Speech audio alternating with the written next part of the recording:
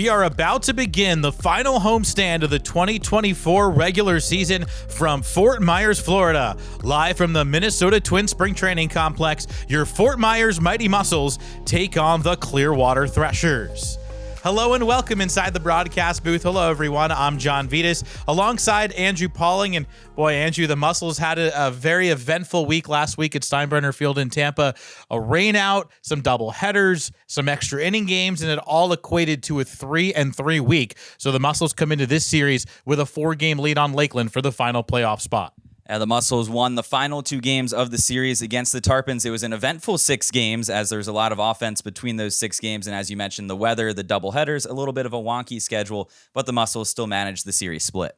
Yeah, back and forth late in those games in Tampa. So now the Mussels' goal is simple. Fend off those Lakeland Flying Tigers who are playing in Dunedin this week. And this series also could be a preview of the championship series in the Western Division, the first round of the playoffs. So both of these teams are going to get a sneak peek at what they could see in the first round of the playoffs. Yeah, and these are 2 teams heading in opposite directions here in the month of August. The Threshers are 7-13 this month. The Mussels are 13-7, so opposite records there. And that's kind of been a overall showing of what the second half has looked like for these 2 teams. The Mussels trending on the up and up since the second half of the season started, and the Threshers now just starting to find their footing again after a rough month of July. Yeah, lots of draft picks on both sides, and the Mussels continue to get reinforcements. Samuel Perez, the lefty reliever, promoted to High A Cedar Rapids, but in his place, the Mussels get a rehabber from the Double-A level in Kala'i Rosario, who will play right field tonight, and a couple of draft pick pitchers, both available in relief, Logan Whitaker out of NC State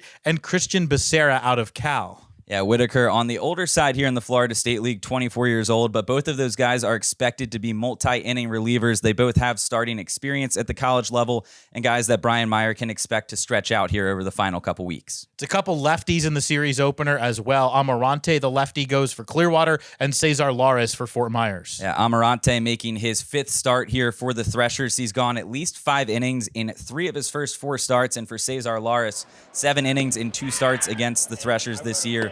And he's given up a few earned runs, but he does have 9 strikeouts in those 7 innings. The last start, he just went 2 1/3, so hoping to extend that on his 3rd try here against this Clearwater lineup. So as we get ready for Game 1 of this series, let's introduce you to the 3rd member of our broadcast team as Patterson Fallis has tonight's Down on the Farm report. Thanks, John. Well, it was a banner week in the Twins system with 3 out of 4 affiliates having players earn weekly honors in their respective leagues. St. Paul's Deshaun Kiersey Jr. was named International League Player of the Week after batting .500 across 5 games for the Saints. The center fielder tallied 3 multi-hit performances, including a pair of triples and a pair of homers, and drove in 8 runs on the week. Double-A Wichita's Travis Adams was named Texas League Pitcher of the Week after a superb outing against Midland on Thursday. The 2021 6th-rounder shut out the Rockhounds across 6 frames, racking up 10 strikeouts and only allowing a single hit. The final Twins award went to now former Mussels reliever Samuel Perez, who was the FSL Pitcher of the Week and promoted to Cedar Rapids yesterday. That was today's Down on the Farm report. Ask your seed dealer about Don Mario, the soybeans that are changing the game.